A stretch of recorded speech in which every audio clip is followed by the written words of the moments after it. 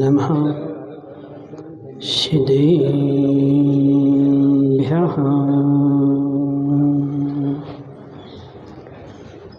नमः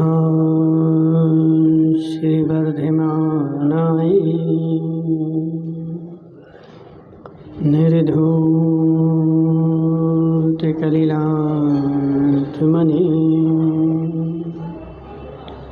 शालोकानां त्रिलोकानां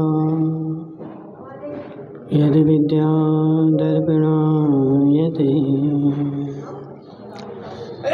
नमो अरिहन्ताणं नमो सिद्धाणं नमो वैरीयाणं नमो ध्यायाणं नमो लोये सव्यसाहुणम्। पंच परमेष्ठी भगवान की अनंत अनंत सिद्ध परमेष्ठी भगवान के एक हजारार्थ देवादिदेव वासुपूज्य भगवान की आचार्य भगवान समंत भद्र स्वामी की आचार्य भगवान विद्यासागर जी महाराज की आचार्य भगवान विशुद्ध सागर जी महाराज की शुद्ध सागर जी महाराज की मुनि संघ की जय हो। मनुष्य आचार्य भगवान समंत भद्र स्वामी रत्नकर्ण शापकाचार में सम्य ज्ञान का स्वरूप समझा रहे हैं और सम्य ज्ञान का स्वरूप समझाते हुए बता रहे थे कि हे जीव, चारों ही अनुयोग जो हैं वो सम्य ज्ञान के ही अंग हैं। चारों अनुयोग में से एक भी अनुयोग जो है वो मिथ्या ज्ञान नहीं है, सम्य ज्ञान है। और प्रत्येक अनुयोग के बताने की अपनी अपनी कला भिन्न भिन्न होती है। अजित भाई लालावर, प्रथमानुयोग में बहुत सारी राग की बातें भी बताई जाती हैं। तो महाराज, राग की बातों का धर्म में क्या संबंध? राग की बातें तो धर्म में होनी नहीं चाहिए। काय की बातें होनी चाहिए? विराग की बातें होनी चाहिए। हे जीव, राग की बातों में बैराग की पहचान होती है। राग के बीच में बैराग की पहचान होती है। जिस जीव ने कभी भी, देखो क्या होगा अजित भाई, जिसको कभी गुलाब जामुन नहीं मिले, जिसको कभी घर में जूस पीने को नहीं मिला, अब वो महाराज बन जाए तो वो रोटी तो खाए नहीं, क्या करे?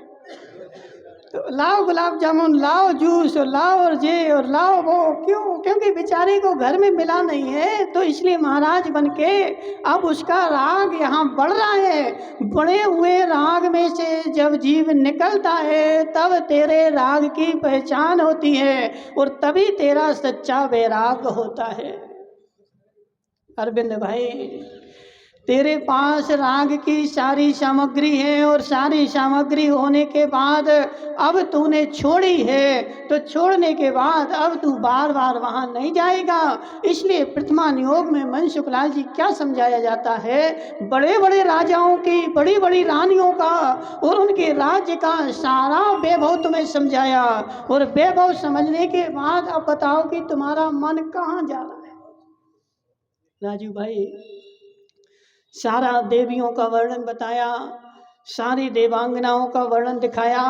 इसलिए अजित भाई लालावत, समझ बात को, दीक्षा उसकी नहीं होती कि जिसकी शादी नहीं हो रही तो दीक्षा ले लो। क्यों? यदि शादी नहीं हो रही और दीक्षा ले लेगा तो अंदर में तो शादी का भाव था, तो अंदर से तो राग बैठा हुआ है। वो फिर दीक्षा लेकर के भी क्या करेगा? तो राग को ही बढ़ाएगा। जिसकी शादी हो रही है और हो गई है, उसके बाद वह बीच में से छोड़ के चला जाता है। नेमिनाथ भगवान बारात पहुंच चुकी थी द्वारे पर, और द्वारे पर से उन्होंने अपना रथ मोड़ करके और गिरनारी पे चढ़ गए। और आज के जमाने में लोग क्या बोलते हैं? अरे नहीं हो रही शादी तो महाराज बन जा। जीव निमेश पंडित जी, शादी नहीं हो रही और महाराज बन जाएगा तो बाहर से तो महाराज बन जाएगा, लेकिन अंदर से महाराज नहीं बन पाएगा। अंदर से वही महाराज बन पाता है जिसकी हो रही थी और करी नहीं है, जिसकी नहीं हो रही। जीवो क्यों लोकेश भाई, क्यों? क्योंकि राग जिसको छूट गया है उसको कितने राग में डाल दो, लेकिन वह उसमें लिप्त होता नहीं है। और जिसका राग नहीं छूटा है निमेश पंडित जी, अंदर से जो सोने का है उस सोने को कीचड़ में भी डाल दो तो उसमें कालापन नहीं आता। और जो बेचारा पीतल का है और बाहर से सोने की पॉलिश कर दी है, कोई उसमें डालोगे साल 2 साल में सारा खत करके निकल जाएगा। तो जिसका अंदर से सारा राग निकल गया है, अब वह कहीं भी रहे भानु भाई, अब जिसके अंदर में खोट नहीं है वो कहीं भी बैठा रहे, उसके बाहर में खोट आने वाली नहीं है। और जिसके अंदर में खोट भरी है वो कहीं भी बैठा रहे, वह खोट को ही लाएगा। इसलिए क्या बोल रहे मानमल जी, तुमने जो दरवाजे लगाए काहे के? लोहे के। अब उन दरवाजों में तो बिल्कुल पानी भी नहीं लगे, कुछ भी नहीं लगे, तो वो तो कभी सड़ेगा नहीं ना। मनसुख लाल जी बोलो। अच्छा लोहे का दरवाज़ा लगाया और उसमें कहीं भी पानी नहीं लग रहा है, कोई भी धूप नहीं लग रही, अब तो वो अजर अमर हो गया ना, अनंत काल चलेगा। और तुमने अंदर चांदी लगाई, हे जीव, चांदी शुद्ध धातु है, उसमें पानी भी लगे तो भी नहीं सड़ेगी। और लोहा शुद्ध धातु है, उसको कितना बचा के भी रखेगा तो भी सड़ जाएगा। तो ऐसे राग जो है वह अशुद्ध धातु है और बैराग जो है वो शुद्ध धातु है। जिसके अंदर में राग है उसको कितना बचा के रखोगे लेकिन वो सड़ जाएगा, और जिसके अंदर में बैराग है उसको कहीं भी छोड़ दो वह सड़ने गलने वाला नहीं है। तो इसलिए वर्तमान योग में यह सारी राग की बातें क्यों करी जाती है? पुष्टिपाल जी, तुम्हारे अंदर के बैराग की पहचान के लिए की जाती है। तुम्हारे अंदर में राग है कि बैराग है? यदि राग होगा तो उसको सुन करके तेरे अंदर में राग की कड़िका जगेगी, और बैराग होगा तो वह जान करके भी फिर ऐसा जानेगा ना। मनसुख लाल जी देखो, एक ही वस्तु को देखने का नजरिया भिन्न होता है। जिसे एक वो कहावत आती ना, एक मरी हुई स्त्री रोड पे पड़ी थी, वहाँ से एक भोगी आदमी निकला तो क्या बोल रहा है कि यदि ये जीवित होती तो मैं इसके साथ भोग भोग करके अपनी इच्छाओं की पूर्ति करता। एक महात्मा निकले, यदि ये जीवित होती तो दीक्षा लेती और दीक्षा लेकर के अपना कल्याण कर लेती। हे जीव, एक स्त्री है, 2 दृष्टि कैसे बने? अंदर में तुम्हारी जैसी दृष्टि होगी तुम बाहर की वस्तु को वैसे ही सोचेगा, और अंदर में तेरी दृष्टि खोटी है तो बाहर में खोटा ही सोचेगा। तो ऐसे है जीव, राग की बात एक ही है। यदि देखो जो प्रवीण बलालावत बैठा है, वो जब प्रथमान योग पढ़ता तो उसको ऐसा लगता रे इन रानियों के पति हम होते हैं। रावण की कितनी थी प्रवीण भाई, तुम्हारी कितनी है? रावण की कितनी थी? 18,000। तो प्रवीण क्या बोल रहा है, अगले भाव में हम रावण ही बने हैं। 18,000 तो मिलेंगे। जीव, रावण की 18,000 थी तो वह कथन सुन करके तेरे मुंह में पानी आ रहा है, इसका मतलब है तेरे अंदर में राग बैठा है। और जिसके अंदर में बैराग है और रावण की 18,000 सुनेगा तो अंदर में क्या सोचेगा कि देखो जिसको 18,000 मिल गई उसकी भी इच्छा की पूर्ति नहीं हुई, और फिर भी वो 18,000 एक भी को छुड़ा के लाया। राजू भाई, वर्तमान योग पढ़ करके कैसे वैराग होता है और कैसे तत्व दृष्टि जाती है, उसकी कला सीखो। रावण को 18,000 मिल गए और 18,000 मिलने के बाद भी उसके भोगों की इच्छा शांत नहीं हुई और एक को और चुरा करके लाया। तो उसको पढ़ करके हमें ऐसा चिंतन करना है कि हे जीव, 18,000 भी मिल जाएं लेकिन मेरी इच्छा की पूर्ति होने वाली नहीं है। इसलिए ये जो है वो हित का मार्ग नहीं है। और वास्तव में देखो अजित भाई, स्त्रियों से यदि इच्छा की पूर्ति होती सुख मिलता होता तो तुम्हारे पास तो कितनी मनुष्यों के पास, चक्रवर्ती के पास 96,000, लेकिन सौदर में इंद्र की कितनी रानियां। अजित भाई 40 नील तो सची है, पट रानियां हैं और रानियां।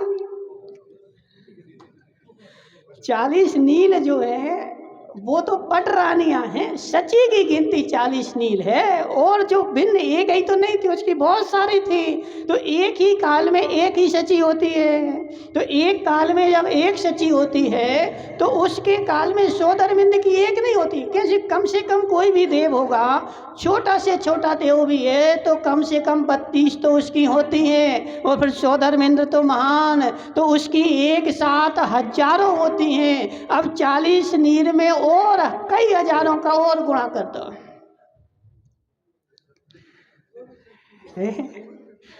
अब जी सोचो ना, विचार करो सुरेश भाई मुंगानिया, 100 धर्मेंद्र की कितनी? 40 नील तो पटरानिया। हे जीव, हजारों नील उसकी देवियां, और उसने अपनी 2 सागर की आयु में हजारों नील रानियों को भोग डाला, हजारों नील देवियों को भोग डाला, लेकिन उसकी अग्नि तृष्णा शांत नहीं हुई। अब बताओ कितनी चाहिए कि पूरी बुझ जाए अग्नि? जैसे कल उसमें कथन निकल रहा था ना, काय में आत्मानुशासन में कथन निकल रहा था क्या, कि जो मेरे बच गया है, मेरे भोगने से बच गया, वो क्यों बच गया? क्योंकि शक्ति नहीं थी। शक्ति के अभाव में मेरे भोगने से वस्तु बच गई है, लेकिन अंदर में गृद्धता तो इतनी है कि सारा भोग ले। लेकिन निमेश पंडित जी, तुमने दूसरी शादी क्यों नहीं करी?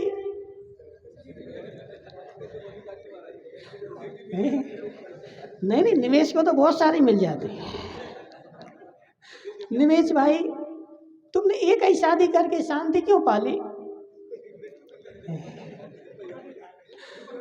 महाराज, एक कोई भोग ले इतनी तो शक्ति है नहीं है, दूसरी लाके करेंगे क्या? तो तूने दूसरी शादी क्यों नहीं करी? क्योंकि शक्ति नहीं है, शक्ति का अभाव है। लेकिन मन तो ऐसा बोल रहा है, सारे संसार की सब जितनी अच्छी अच्छी हैं सबसे मैं शादी कर लूं। हे जीव, असत्य है क्या? लोकेश भाई, असत्य है क्या? बोलो अरविंद भाई, अब तुम्हारा शादी करने का त्याग है क्या?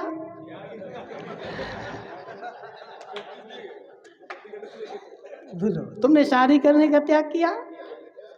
नहीं किया। बताओ किसने किया? जिसकी एक शादी हो गई उसके बाद उसने उसी मंडप में ऐसा त्याग किया था कि अब शादी नहीं करेंगे। जीव, समझ बात को। जो जो मेरे भोगने से बच गया है, जो जो मेरे खाने से बच गया है, वो क्यों बच गया?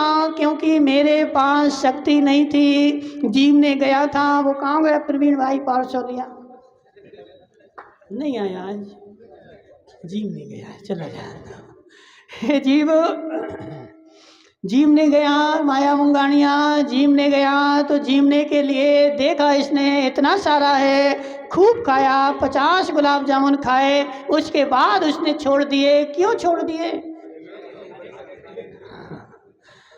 महाराज, पेट भर गया, पेट में जगह ही नहीं है, इसलिए मैंने उनको छोड़ दिए। तो इसलिए संसार में जो जो भोग मेरे भोगने से छूट गए, वो क्यों छूट गए? क्योंकि मेरे पास शक्ति नहीं थी, आसक्ति तो बराबर थी। तो वर्तमान योग पढ़ करके मुझे क्या विचार करना है अनिल भाई?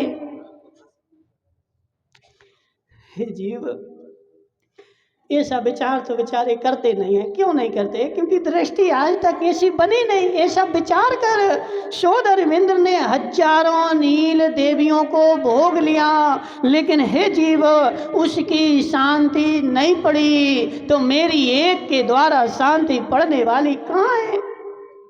महेश के बेटे, क्या नाम है इसका? मनन करो, मनन।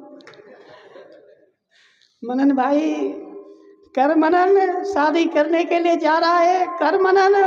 मेरी इच्छाओं की पूर्ति नहीं होगी, शांति नहीं होगी। आज तक हे जीव, जो शादी करके अपनी इच्छाओं की पूर्ति करना चाह रहा है और सोच रहा है कि शादी करूंगा तो मुझे सुख मिलेगा, मजा आ जाएगा, वह संसार का सबसे बड़ा मूर्ख है।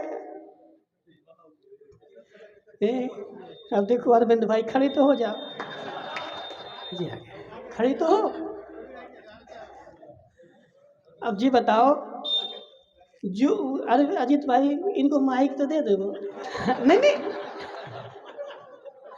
कुछ प्रवचन थोड़ी करवा रहे थे, तुमसे पूछ रहे। देखो बंद करो इसको, बंद करो। पूछ रहे तुमसे, मना नहीं, तुमसे कुछ त्याग नहीं करवा रहे, पूछ रहे। क्यों? क्योंकि कोई भी काम हो मानवल जी, तो घर में बच्चे किससे पूछे? तो बुजुर्गों से पूछे कि नहीं? तो हम अरविंद भाई बुजुर्ग हो गए तो बुजुर्गों से पूछना तो पड़े। अरविंद भाई, जो संसार में शादी करके मानता है कि मुझे सुख मिल जाएगा, वो होशियार है कि मूर्ख है?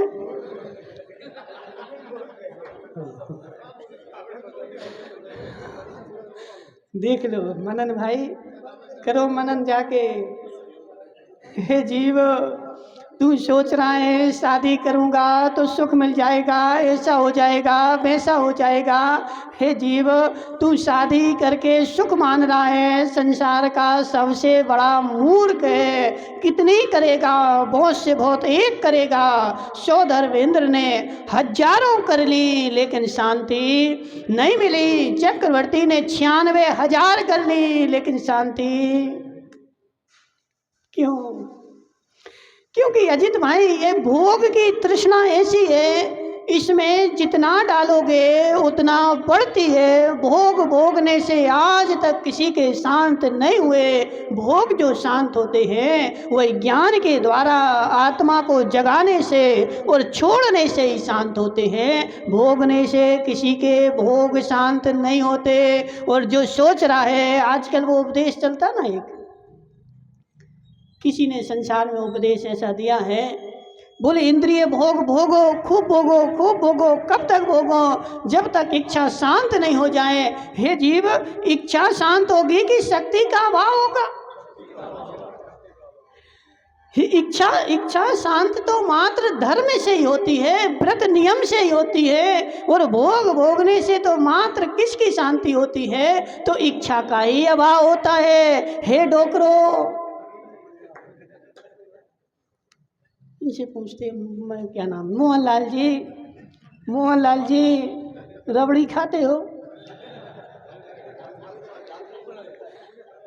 रबड़ी खाते हो? खाते हैं। कितनी खाते हैं? एक कटोरी पच जाती है जी। महाराज नहीं भी पचे, लेकिन खाते तो है। क्यों खाते हैं? क्योंकि इच्छा तो है ना, पचने की शक्ति का अभाव हो जाए। वही डोकरा मर रहा है बेचारा, मरते से भी बोलो कि छोड़ दे तो तेरी शक्ति। एक आदमी डोकरा आया हमारे पास, कितने साल का था? 75 साल का था। अजित भाई, सत्य घटना है। डोकरा है 75 साल का, और हमें सुना रहा, बोले महाराज महीना में 15 दिन का ब्रह्मचर्य व्रत है हमारा। कितने साल का? 75 साल का डोकरा बोला महीने में 15 दिन का ब्रह्मचर्य है। बोले डोकरा, तुम महीने में काहे को ले रहे? तुम तो दिन में 2 बार भोगो। हे जीव, महीने में 15 दिन का व्रत ले लिया, व्रत का नाम बता रहा है, जबकि शक्ति तो उसके पास बची नहीं है। लेकिन शक्ति नहीं है, लेकिन अभी भी अंदर से इच्छा जो है जागृत है, और जागृत इच्छा जो है वही तेरा राग है। और कभी भी आज तक मन शुक्लान जी भोग भोगने से किसी की शांति नहीं हुई। हे काला,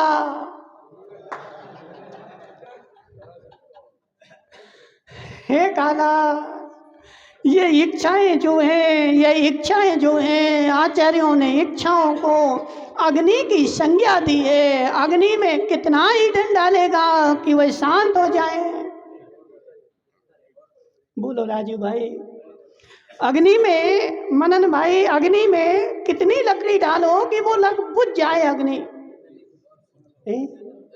कितनी अग्नि लकड़ी डाले, हे जीव, आज तक अग्नि लकड़ी के डालने से बुझती नहीं है। तो ये भोगों की इच्छा भोग भोगने से कभी भी 3 काल में बुझती नहीं है। और ये लोक में बेचारे सुनते हैं, बोले भोग भोगना है, अब हमारी इच्छा भोगने की है, तो उनको फॉलो करते हैं, उन्हीं को सुनते हैं। ऐसे प्रवचन आते हैं, महेश सेठ, भोग छोड़ने की आवश्यकता नहीं है, भोग भोगो, खूब भोगो, खूब भोगो, और एक दिन भोग भोग कर अपने आप तुम्हारी इच्छा शांत हो जाएगी और तुम जो हो भोग तुम्हारे छूट जाएंगे। तो यह भाषा जो है वह मूर्खों की भाषा है।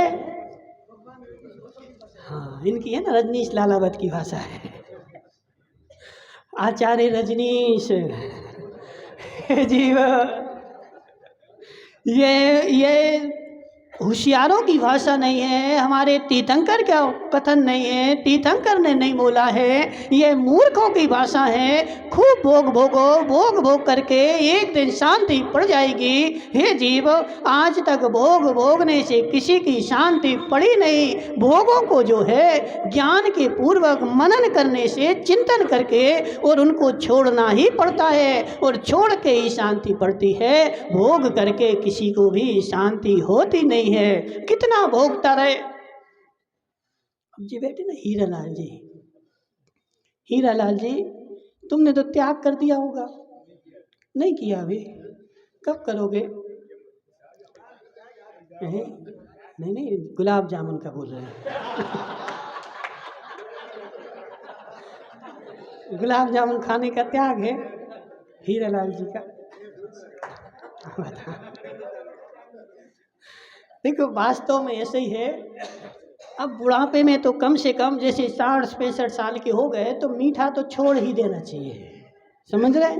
अब कोई मीठा मीठा खाने की आवश्यकता नहीं है। क्यों नहीं है? क्योंकि मीठा खाएगा तो भोग भोगने की इच्छा बढ़ेगी, और शक्ति नहीं भी होगी तो भी इच्छाएं अंदर से बढ़ेगी। बार बार होता है, भले इच्छा शक्ति नहीं है लेकिन अंदर में आसक्ति तेरी बढ़ी हुई है। तो हे जीव, भोगों को छोड़ना है, तो इसलिए प्रथमान योग में तुझे, जब प्रथमान योग का नाम ही प्रथमान योग है, सबसे पहले कोई पढ़ाया जाता है, तो कौन सा योग?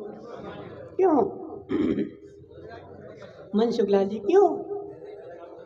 हे जीव, तीर्थंकर के समवसरण में भी जाता है, तो समवसरण में जैसे ही प्रवेश होता है तो पहले वहां पर नाट्यशालाएं मिलती हैं। काहे के लिए?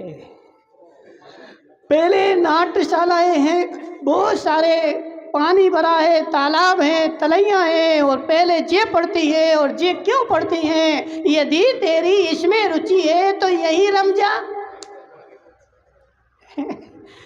वो सारी नाट्यशालाएं तीर्थंकर के समवसरण में क्यों बनाई गई?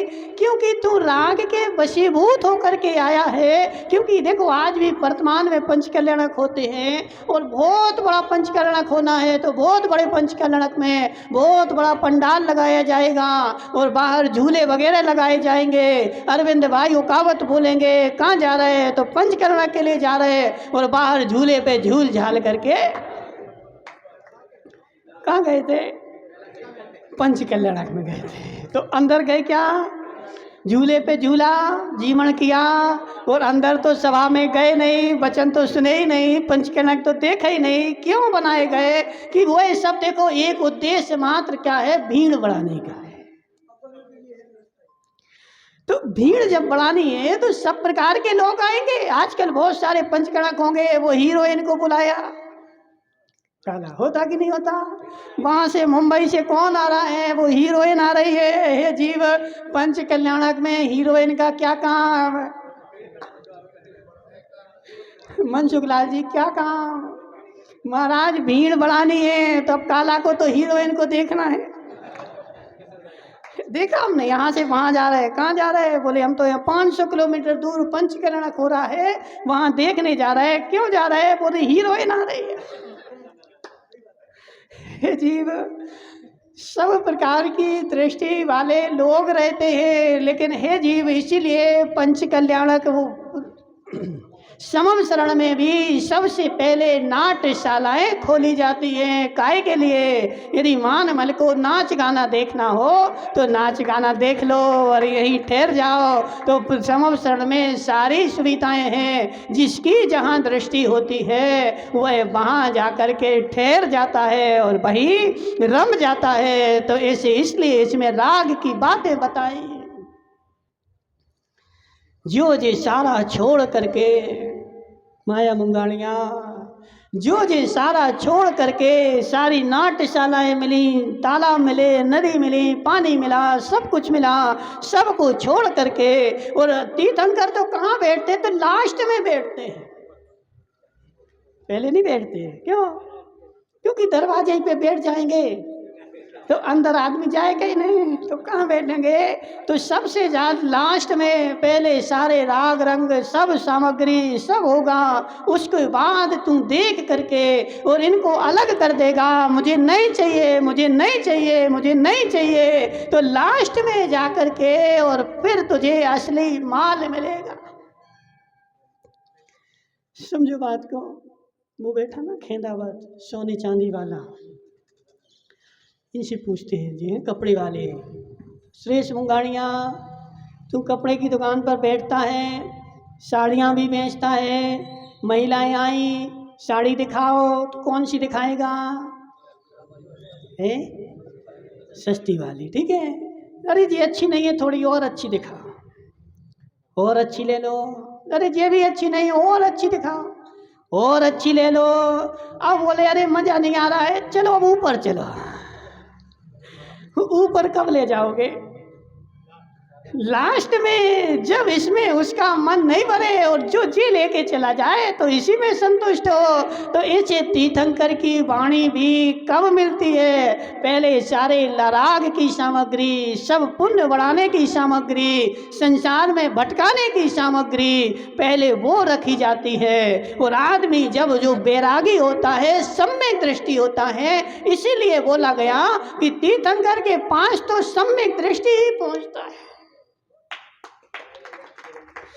जो मिष्टा दृष्टि होते हैं, दीर्घ संसारी होते हैं, वो तो बेचारे नाच गाने में ही उलझ जाते हैं। जो सम्यक दृष्टि होता है वो नाच गाना देखता है, यह मेरे काम का नहीं है, सोना चांदी देखता है, यह मेरा काम का नहीं है, और आगे बढ़ता जाता है। और जब साक्षात तीर्थंकर मिलते हैं, यही मेरे काम के हैं, और उनको अपनाता है, उनकी वाणी सुनता है। हे जीव, लेकिन रास्ते में सब मिलते हैं और रास्ते में मिलती हुई चीज़ों को छोड़ना पड़ता है। रास्ते की चीज़ों को जो छोड़ता है वही अपने लक्ष्य पर जाता है, और जो रास्ते की चीज़ों में रम जाता है वह अपने लक्ष्य पर नहीं पहुंचता है। मानमल जी यहाँ से निकले, कहाँ जा रहे? तो बोले हम तो तारंगा की यात्रा को जा रहे। पूरी टीम लेके गए। अब यहाँ से गए तो पहले प्रतापगढ़ में कचौड़ियाँ खाई, फिर हाथ ठेले पे चाट चाटी, फिर थोड़ी देर आगे और गए तो वहाँ कछुआ मिल रहा था, फिर गन्ने का रस पिया। जितनी चीजें रास्ते में मिली उन सब में रम गए। तो रम गए तो हे जीव, अब तू तारंगा पहुंचेगा नहीं, और पहुंचेगा तो देर से पहुंचेगा। और जो आदमी जिसको जल्दी जाना है वो रास्ते की सारी चीज़ों को देखते हुए भी अनदेखा करता है, यह मेरे काम की नहीं है, मुझे तो भगवान के दर्शन चाहिए है, और दौड़ा दौड़ा बेचारा जाता है। तो फिर उसको जाकर के तीर्थंकर के दर्शन मिलते हैं। समम शरण में कितने कितने हजारों लोग मनसुखलाल जी जाते तो हैं, लेकिन तीर्थंकर के दर्शन नहीं होते। क्यों?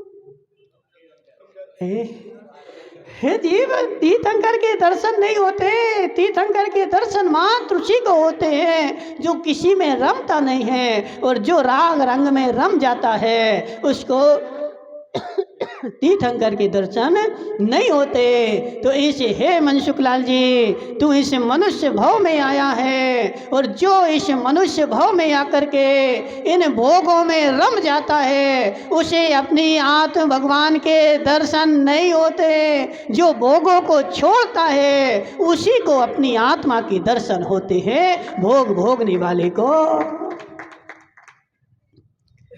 अब मनसुखलाल जी तो बोले हैं, तो सोफा पे बैठे भगवान आत्मा दिख गई।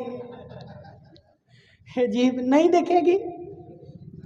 भोग भोगने वाले को अपनी आत्मा के दर्शन तीन काल में नहीं होंगे। जो भोगों को छोड़ेगा उसी को अपनी आत्मा के दर्शन होंगे। भोग भोगते भोगते आज तक किसी को होने वाले नहीं है। अब तुम पैसे ऊंचे ऊंचे वैसे कहते रहो जी, एसी में बैठ के भी नहीं होंगे। कहाँ होंगे? तो जंगल में बैठ के ही होंगे। जीव, संसार के भोग मेरे आत्म भगवान के दर्शन के घातक हैं, और बाहर के भोग भी तीर्थंकर भगवान के दर्शन के घातक है। जिसको संसार में सारी संपत्ति मिल गई, लेकिन यह मेरे काम की नहीं है, छोड़ करके चल देता है और बैराग हो जाता है, उसी को आत्मा के दर्शन हो पाते हैं। घर में रह करके राजू भाई तुम 32 उपास भी कर लो तो भी नहीं होंगे। कितने? सुरेश को 32 उपास करने हैं। सुरेश भाई कितने करने हैं? हे जीव, ज्यादा उपास में मत पड़। ये राग छोड़, पहले राग छोड़े बिना अजित भाई 108 भी कर लेगा तो भी आत्मा के दर्शन नहीं होंगे, और राग छोड़ करके एक भी नहीं करेगा तो भी हो जाएंगे। ये घर का, भोगों का, संसार का राग छूट जाए और एक भी उपास नहीं करे और हाथ पे हाथ धर के बैठ जाए तो तुझे अपनी भगवान आत्मा दिख जाए। और राग में रहते हुए 108 उपास भी कर ले तो भी भगवान आत्मा दिखने वाली नहीं है। तो सबसे पहले क्या करना है? इन रागों को पहचानना है। और रागों की पहचान किससे होती है? तो प्रथमान योग जो है हमें राग की पहचान कराता है, और वही बताता है। क्या पदम भाई आ गए? कहाँ गए थे? नहीं जीव, यहाँ चर्चा तुम्हारी ही चल रही थी। हे जीव, प्रथमान योग हमें बताता है। प्रथमान योग पढ़ करके हमें ज्ञान होता है। किस बात का ज्ञान होता है? कि हे जीव, समझ बात को। ऐसे ऐसे महान महान राजा हो गए, चक्रवर्ती भी हो गए, और उन 2 चक्रवर्तियों को 6 खंड के भोग मिले, लेकिन उसमें भी संतोष नहीं हुआ, और 2 चक्रवर्ती जो है नरक में चले गए। क्यों? क्योंकि उनकी मान्यता ऐसी थी कि भोग भोगने से शांति मिलेगी, और भोग उन्होंने जीवन में छोड़े नहीं, और भोग भोगते रहे और भोग भोगते हुए मर गए। तो जो भी भोग भोगते हुए मरता है वह नियम से नरक में जाता है। अरविंद भाई छोड़ देना, नरक में नहीं जाना हो तो। हे जीव, ऐसा नियम है जिसकी मान्यता ऐसी है, भोग भोगते रहो। हे जीव, यदि भोगते हुए मरेगा, तेरे पास तो कितने से इतने से चक्रवर्ती के पास तो 96,000 रानियाँ थी, 6 खंड का अधिपति था, फिर भी भोग भोगते हुए जो मरा वो कहाँ गया? तो इसलिए निमेश पंडित जी छोड़ना पड़ेंगे। और प्रथमान योग हमें यही उपदेश देता है कि ऐसे ऐसे महापुरुष हो गए, ऐसे ऐसे राजा हो गए, महाराजा हो गए, जब उनकी पूर्ति नहीं हुई तो हमारी कहाँ से होगी? जब उनकी शांति नहीं हुई, इतने सारे नोट मिल गए, निमेश पंडित जी तुम्हें कितने मिल जाए कि तुम शांत हो जाओ? महाराज, कभी भी इच्छा शांत होने वाली नहीं है। इच्छा को शांत करना पड़ता है, ज्ञान से जगाना पड़ता है। तो प्रथमान योग क्या हमें बताता है? महापुरुषों के चारित्र की कथा सुनाता है कि इनके जीवन में ऐसा ऐसा अवसर आया, लेकिन फिर भी इनको कल्याण नहीं हुआ। कल्याण कब हुआ? तो यह सारा छोड़ने के बाद ही कल्याण की उनकी कड़िका जागृत हुई। और मैं क्या सोच रहा हूँ कि और जोड़ लूँ, और जोड़ लूँ, और जोड़ लूं, और जोड़ जोड़ करके सुखी हो जाऊं। क्यों जोड़ रहे बताओ? हे जीव, सीमा भी बांधी है, लेकिन वो रहती कहाँ है कायम? जैसे ही बढ़ता है तो सीमा भी बढ़ जाती है, और बढ़ा लो। इसलिए सुमती लाल जी, ऐसा नियम है, जैसे जैसे उम्र बढ़े तो सीमा कम होनी चाहिए, लेकिन उम्र बढ़ती है तो सीमा और बढ़ जाती है। प्रवीण भाई, अंदर का राग छोड़ने का उपदेश प्रथमान योग से हमें मिलता है। और प्रारंभ में कौन सा योग पढ़ा जाता है? तो प्रथमान योग ही पढ़ाया जाता है। और इसीलिए पढ़ाया जाता है, तेरे अंदर में राग है कि बैराग है। इस राजा ने कैसा जीवन जिया, और ऐसा जीवन जिया तो इसके साथ कौन कौन सी घटनाएं घट गई, ये सारी कहानी जो भी तुझे संसार के बारे में जानना हो, सब तुझे प्रथमान योग से मिलेगा। मनसुख लाल जी, एक राजा था, कौन सा? काष्टंगार नहीं, सत्येंद्र राजा।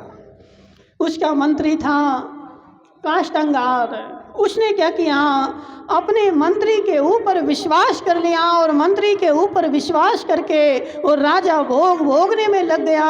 ये मंत्री जो है, यह तो मेरा हितैषी है, ये मेरी बात मानता है, मेरे अनुसार चलता है। इसलिए अरविंद भाई समझ बात को, संसार में कभी भी जिसके ऊपर तू विश्वास करता है उसको एक बार देख ले, वरना सारे जीवन भर क्या हुआ? उसके ऊपर विश्वास किया और उसको मित्र बनाया, और जब वह बलवान हो गया तो उसने तुझे ही धक्का दे करके और बाहर निकाल दिया, और तू रोड पे घूम रहा है और फिर पीछे पछता रहा है। जीवन जीने की कला भी प्रथमान योग में मिलती है भानु भाई। इसलिए देखो, जब तू कर रहा था, जब करते हुए, जीवन जीते हुए, अजित भाई लालावत मैंने मित्र बनाए, तुमने कौन से मित्र बनाए? उन मित्रों की पहचान तो करो पहले। ये मेरा मित्र कब तक मेरा सहकारी रहेगा, और मेरे सहकारी है तो क्यों है?